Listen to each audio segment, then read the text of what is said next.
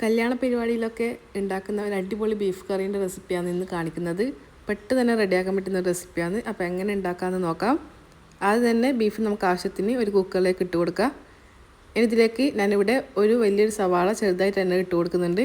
ഇതിലേക്ക് 1/4 ടീസ്പൂൺ മഞ്ഞൾപ്പൊടിയും ആവശ്യത്തിലുള്ള ഉപ്പും കുറച്ച് വെള്ളം കൂടി ഒഴിച്ച് കൊടുക്കുക. എന്നിട്ട് നന്നായിട്ട് തന്നെ ഒന്ന് മിക്സ് ചെയ്ത് കൊടുക്കുക. ഇനി ഇതൊന്ന് അടച്ച് വെച്ചിട്ട് ഒരു 6-7 വിസിലാവുന്നത് വരെ നമുക്ക് അടച്ച് വെച്ചിട്ട് വേവിച്ച് ഇതൊന്ന് റെഡിയാകുമ്പോഴേക്കും നമുക്ക് പൊടികളൊന്ന് വറുത്തെടുക്കുക. 1 ടേബിൾ സ്പൂണ് മുളക് പൊടി, പിന്നെ 2 ടേബിൾ സ്പൂണ് മല്ലിപ്പൊടി, പിന്നെ കുറച്ച് ഗരം മസാല, കുരുമുളക് പൊടി, പിന്നെ മഞ്ഞൾപ്പൊടി കൂടി ഇട്ട് കൊടുക്കുന്നുണ്ട്. എന്നിട്ട് നന്നായിട്ട് ഇതൊന്ന് റോസ്റ്റ് ചെയ്തെടുക്കുക. ഇനി ഇതങ്ങ് മാറ്റി വെച്ച് കഴിഞ്ഞാൽ നമുക്ക് വേറൊരു പാത്രത്തിലേക്ക് വെളിച്ചെണ്ണ ഒഴിച്ച് കൊടുത്ത് നന്നായിട്ട് ചൂടാക്കിയെടുക്കുക. ഇനി ഇതിലേക്ക് ഇഞ്ചി വെളുത്തുള്ളി ചതച്ച് ചേർത്ത് കൊടുക്കുക. ഇനി ഇത് നന്നായിട്ട് തന്നെ ഒന്ന് വഴന്ന് വന്നു കഴിഞ്ഞാൽ ഇതിലേക്ക് 2 വലിയൊരു തക്കാളി ചെറുതായിട്ട് തന്നെ ചേർത്ത് കൊടുക്കുന്നുണ്ട്. ഇനി നന്നായിട്ട് ഇതൊന്ന് മിക്സ് ചെയ്ത് കൊടുക്കുക.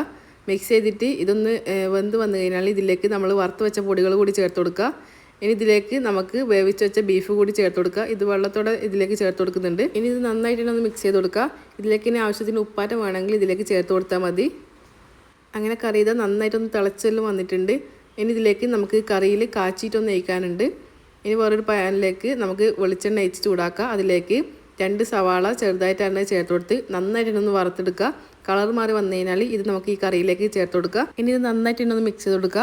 അങ്ങനെ നല്ല ടേസ്റ്റി ആയിട്ടുള്ള നല്ലൊരു ബീഫ് കറിൻ്റെ റെസിപ്പിയുടെ റെഡി ആയിട്ടുണ്ട്. നമ്മുടെ നാട്ടിലെല്ലാം കണ്ണൂർ ഭാഗത്തിൽ ഫംഗ്ഷനിൽ ഉണ്ടാക്കുന്ന ഒരു ടൈപ്പ് റെസിപ്പിയാണിത്. അപ്പോൾ എല്ലാവരും ട്രൈ ചെയ്ത് നോക്കുക. നല്ല ടേസ്റ്റാണ്. അപ്പോൾ പുതിയൊരു വീഡിയോയുമായി കാണുന്നത് വരെ ബൈ.